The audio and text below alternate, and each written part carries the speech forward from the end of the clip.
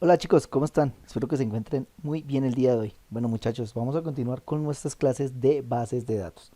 Bueno, en el video anterior vimos lo que fue básicamente la parte de la línea de comando cliente, todo lo que era este pantallazo negro con letras blancas, vimos cómo crear bases de datos, vimos cómo visualizarlas, vimos cómo eliminar esas bases de datos, ¿listo? Entonces en este video lo que vamos a ver esencialmente va a ser ya nuestra interfaz o nuestro programa de MySQL Workbench. ¿Listo? Ese es el que vamos a utilizar en la clase de hoy.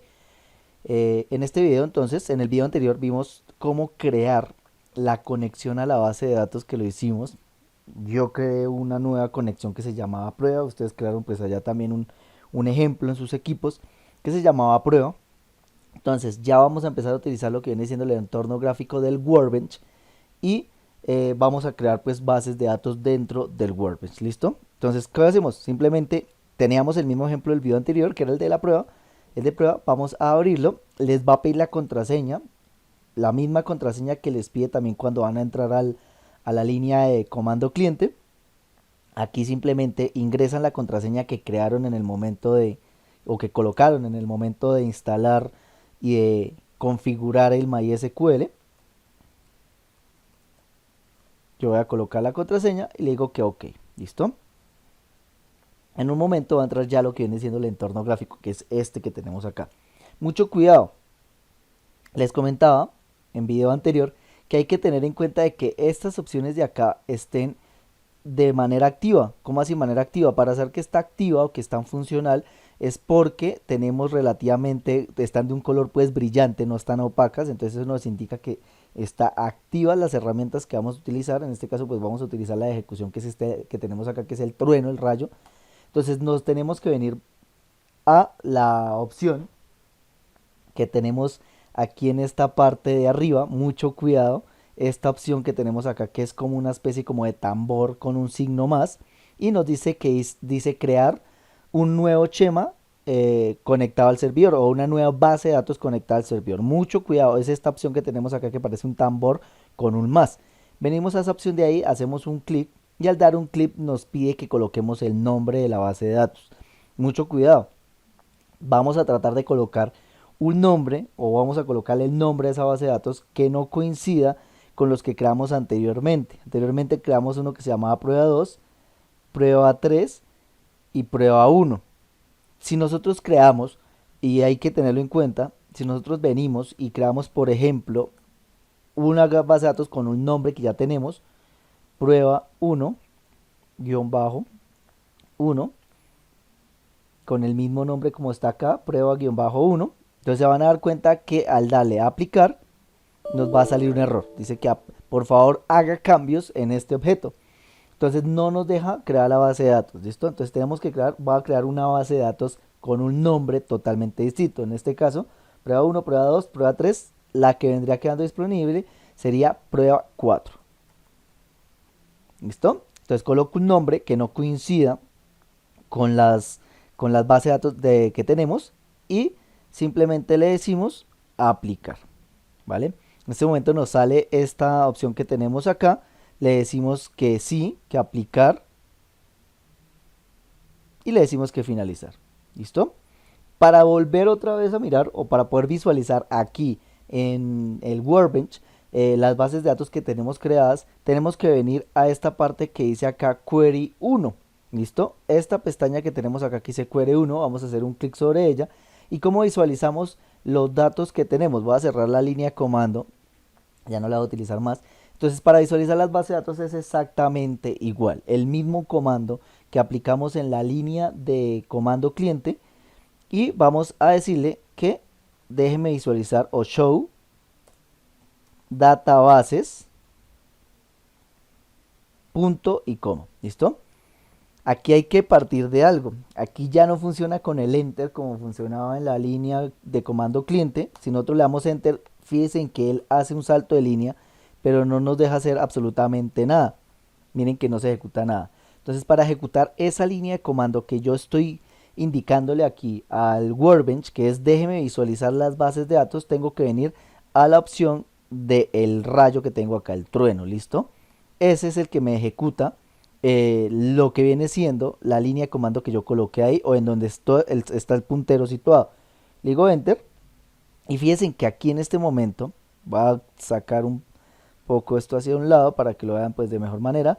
Dense en cuenta que ahí ya me aparecen las bases de datos. Mire, database, me aparece prueba 4, prueba 2, prueba 3 y prueba 1. Aparecen las bases de datos que creé en el video anterior y la base de datos que creé en este video. ¿Listo? Además de eso, ¿qué tenemos acá? Tenemos la posibilidad también de visualizar en esta opción de abajo las sentencias que nosotros estamos indicando que estamos usando en este momento. Miren, aquí las tenemos, las sentencias que estamos utilizando, que más adelante se van a dar cuenta a qué me refiero. Vuelvo y repito, tenemos el mismo esquema, mírenlo, aquí lo tenemos, un esquema muy parecido al que visualizábamos en la línea de comando cliente. Y si nosotros queremos ocultar esta parte de acá, tenemos que venir a estas opciones que tenemos acá. Entonces, para ocultar la parte de las sentencias, pues simplemente hacemos clic en este y fíjense que se oculta o se activa o se desactiva la parte de las sentencias. Igualmente yo puedo activar o desactivar la parte acá de lo que vienen siendo un esquema de navegación que tenemos acá, que también lo vamos a utilizar de pronto más adelante. Entonces, si no lo quieren visualizar, aunque este pues casi no se usa, entonces ¿qué hacemos? Lo ocultamos para tener un espacio un poco pues más agradable. Si quieren ocultar esta parte acá como de la parte del contexto, de donde podemos indicarle algunas palabras claves que nos busque, eso es como una especie como de ayuda la que tenemos aquí en esta parte derecha, y si la queremos quitar simplemente la quitamos. La idea es dejarlo de esta manera. Desactivar la parte de lo que son las opciones de los menús en la parte lateral izquierda y desactivar la parte de la ayuda derecha. ¿Listo? Con eso nos queda pues un espacio de trabajo un poco más grande y más agradable. Desde el Workbench también podemos eliminar bases de datos, muchachos. ¿Cómo lo hacemos? Lo hacemos de la siguiente manera. El mismo comando que aplicábamos nosotros en la línea de comando cliente, lo podemos aplicar también acá. La del comando para eliminar una base de datos era drop, espacio, database, nombre de la base de datos. En este caso voy a borrar prueba 4, que fue la que acabé de crear. Entonces coloco el nombre, prueba-4. No se les olvide que los nombres en bases de datos toca dejarlos o pegados o con un guión bajo separando una palabra de la otra. Entonces nuevamente comando drop, database, prueba -4, punto y coma, y no le vamos a dar enter. De la misma manera que hicimos con el de visualizar las bases de datos, le decimos simplemente en el rayo. ¿Y qué va a pasar? Si yo vengo acá y le digo otra vez muéstreme las bases de datos y vengo al rayo, lo ejecuto, fíjense que me ha eliminado la base de datos que tenía, que se llamaba prueba 4. ¿Listo, chicos? Eso es lo que se refiere respecto a cómo crear bases de datos dentro de Workbench, cómo visualizar las bases de datos o el árbol de bases de datos que tenemos, y también cómo eliminar bases de datos dentro de Workbench. Entonces vamos a hacer un paréntesis aquí rápido y vamos a volver nuevamente a mirar los tipos de datos, pero en este momento los vamos a enfocar ya a lo que viene siendo MySQL. ¿Qué tipos de datos son los que vamos a usar de pronto más adelante en MySQL? Los tipos de datos que vamos a utilizar básicamente son estos que tenemos acá.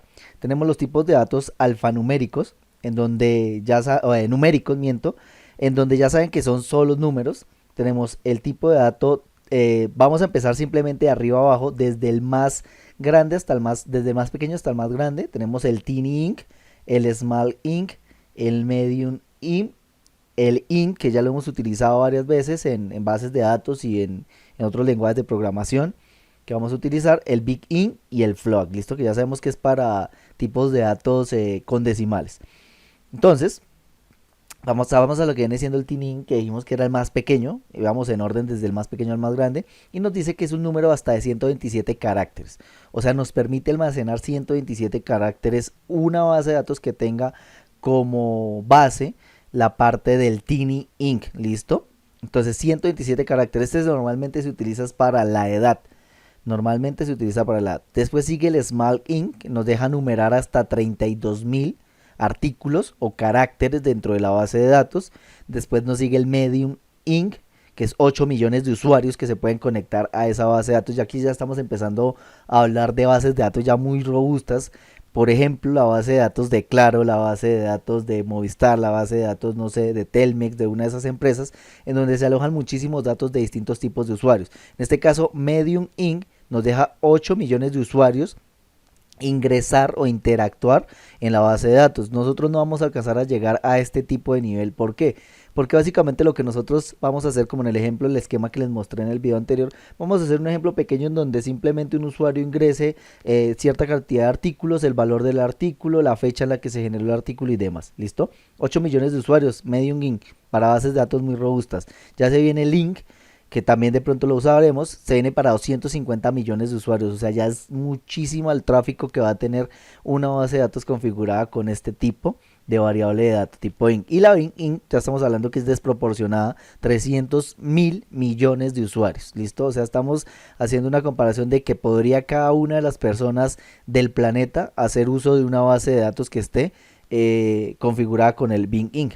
Ahora nos venimos a lo que viene siendo el float, que dijimos que era todo lo que eran números separados con decimales, como 3,5, 4,2 y demás.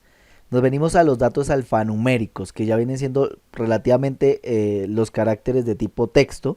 Entonces venimos a los tipos, las variables de tipo char, variables de tipo varchar, variables de tipo text o texto. Nos dice que la variable de tipo char nos deja colocar 255 caracteres, o sea, podemos colocar con una variable de tipo char, nos deja alojar un dato con 255 caracteres. Cuando hace definición a 255 caracteres, a los caracteres hace definición o hace referencia a cada uno de los caracteres que va a alojar la base de datos. En este caso, por ejemplo, tenemos la palabra caracteres que tiene 1, 2, 3, 4, 5, 6, 7, 8, 9 y 10 caracteres. Eso hace referencia a los caracteres, ¿listo? La cantidad de letras que tiene cada palabra. El varchar dice que es para 65.535 caracteres. El text es para ya un texto largo, ese es el que de pronto vamos a utilizar más adelante. Tenemos ya lo que viene siendo fecha y hora con las variables de tipo date, de tipo hora, dato, hora, data time, que es la unión de estos dos, time stat y year, que ya los veremos a continuación. Tenemos nos dice que básicamente el carácter o la variable de tipo dato hace referencia a lo que viene siendo el año, el mes y el día. El time hace referencia a lo que viene siendo hora, minutos y segundos. El data time hace referencia pues obviamente a estos dos juntos, que es año, mes, día, hora, minutos y segundos. Y el timestamp, la única diferencia que tiene con este es que en el data time, el año, por ejemplo 1990, tenemos que colocarlo completo. En el timestamp, la hora, el año, se podría colocar simplemente abreviado como no 1990, sino simplemente 90. O 2020, 2020, se colocaría simplemente año 20. ¿Listo? Y el year, pues obviamente nos hace referencia pues a lo que acabamos de indicar anteriormente, a el año, que vendría siendo 1990. O 90, ese nos acumula los dos. Eso es lo que vendrían siendo los tipos de datos que vamos a usar o que usaremos en lo que viene siendo el uso, la programación de bases de datos dentro de MySQL. Espero que este video sea de muchísima ayuda. Un abrazo y buen día.